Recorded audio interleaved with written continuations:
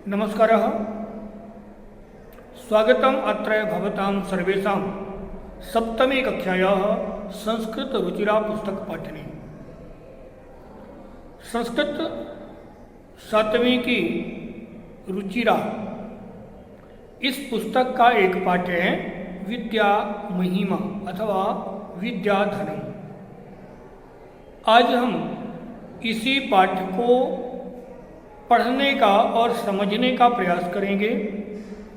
पाठ श्लोकमय है, यानी पद्यात्मक पाठ है, इसलिए मैं श्लोकों को बोलूँगा और आपको जैसे ही यति होती है, यानी जैसे ही थोड़ा सा एक सेकंड के लिए अथवा आधे सेकंड के लिए वीडियो रुकता है, माने आवाज़ रुकती है, वहाँ पर आपको रोक करके और श्लोक को दोहराना है और इसके बाद हम अर्थ की तरफ जाएंगे। उससे पहले देखिए, विद्या की जो महिमा है वह हमेशा से अनंत रही है।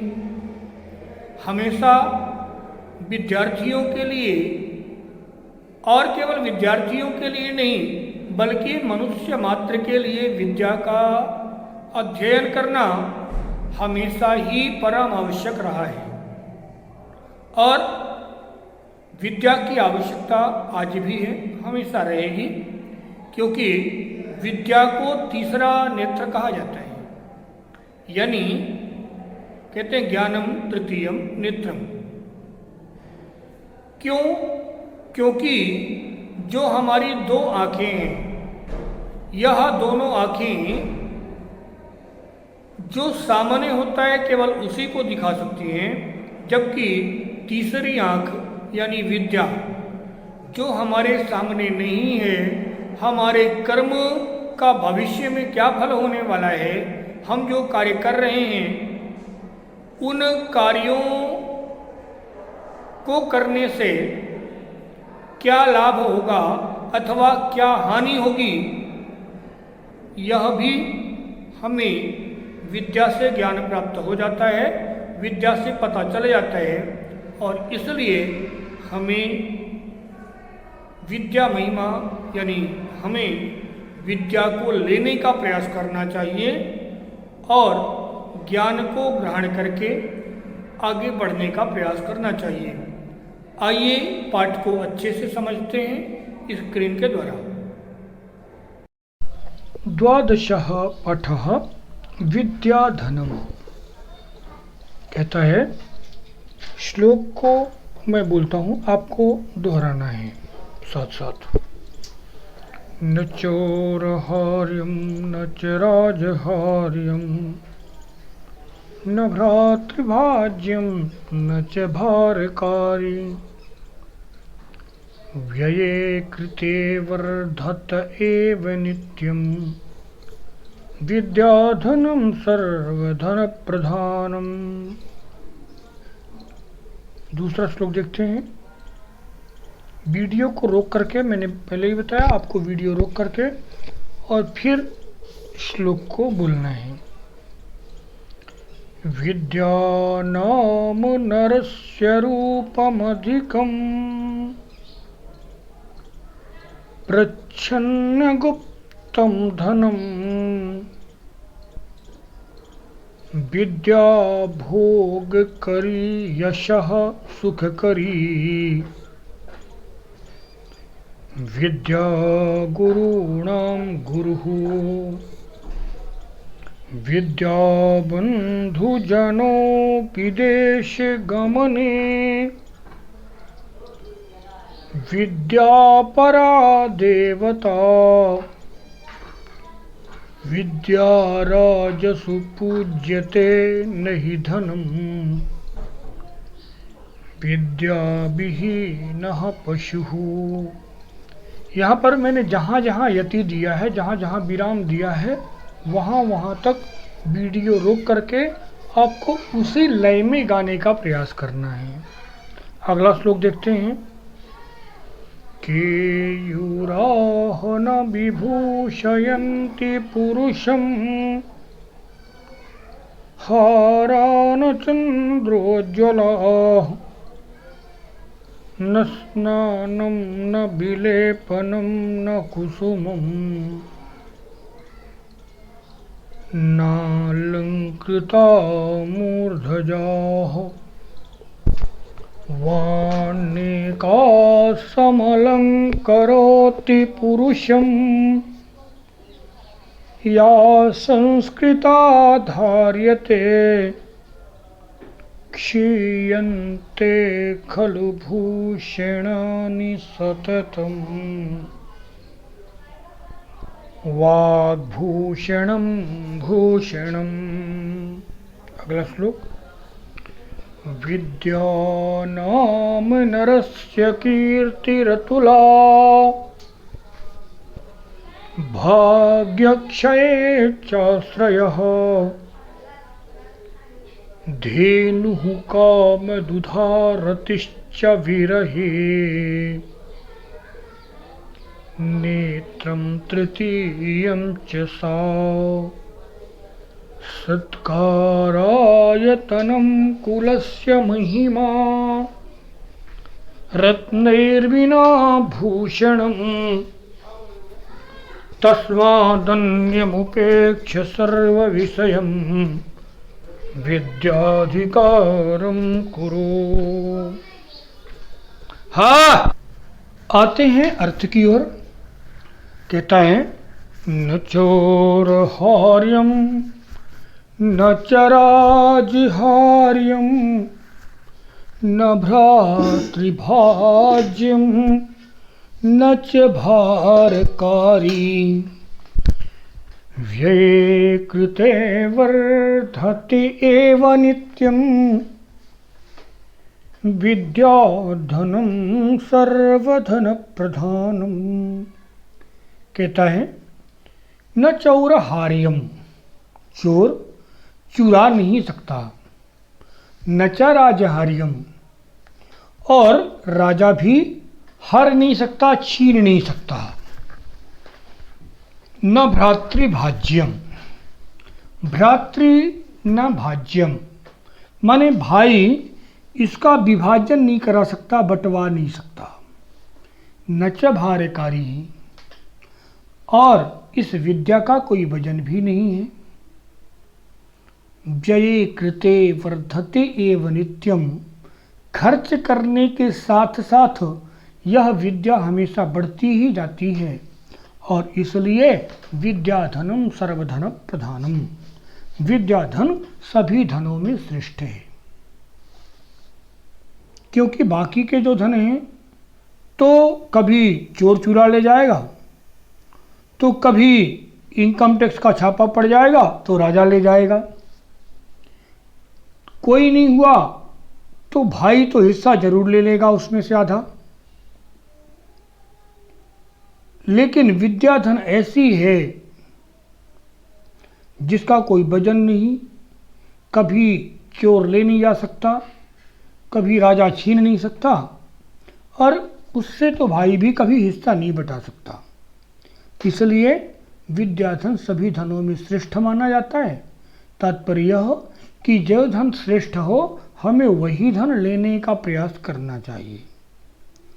आगे, विद्यानाम नरस्य रूपमधिकं प्रच्छन्न गुप्तं धनम। विद्या नाम नरस्य रूपमधिकम, विद्या मनुष्य की सबसे बड़ी सुंदरता है। और प्रच्छन्न गुप्तम धनम, प्रच्छन्न माने होता छिपा हुआ, गुप्त खजाना है। तात्पर्य यह कि विद्या ही है जो मनुष्य को सुंदर बनाती है, और विद्या मनुष्य का छिपा हुआ खजाना है। यानी जब तक वह बोलता नहीं है तब तक किसी को देख करके यह अनुमान नहीं लगा सकते कि मनुष्य कितना बड़ा ज्ञानी है। इसलिए विद्या मनुष्य का सबसे बड़ी रूप है और छिपा हुआ खजाना है। विद्या भोग करी, विद्या भोग को प्रदान करने वाली है, यानी उपयोग की जितनी वस्तुएं हैं सब विद्या से प्राप्त हो सकती हैं।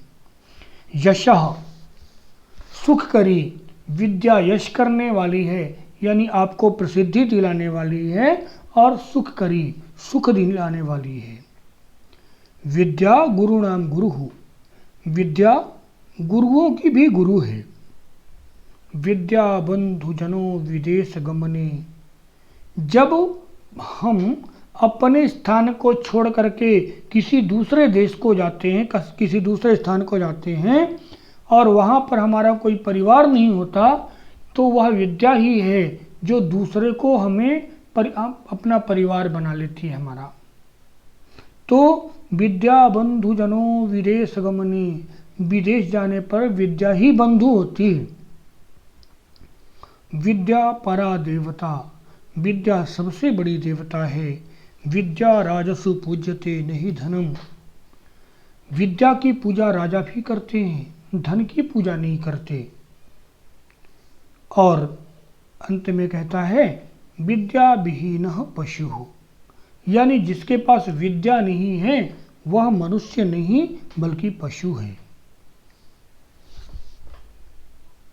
पुनः केयूराह विभूषयन्ति पुरुषं हारान चंद्रोज्ज्वला, केयूर यानी बाजूबंद, बाजूबंद मनुष्य की सुंदरता नहीं बढ़ाते। और पुरुषम है ना, हाराहन चंद्रोज्ज्वला, चंद्रमा की तरह सुंदर चमकदार हार भी मनुष्य को सुंदर नहीं बनाते। न स्नानम, स्नान करने से कोई सुंदर नहीं होता। विलेपनम, विलेपन करना कहलाता है। लेपन यानी किसी क्रीम या पाउडर को लगा लेना, तो किसी क्रीम और पाउडर लगा लेने से मनुष्य सुंदर नहीं होते।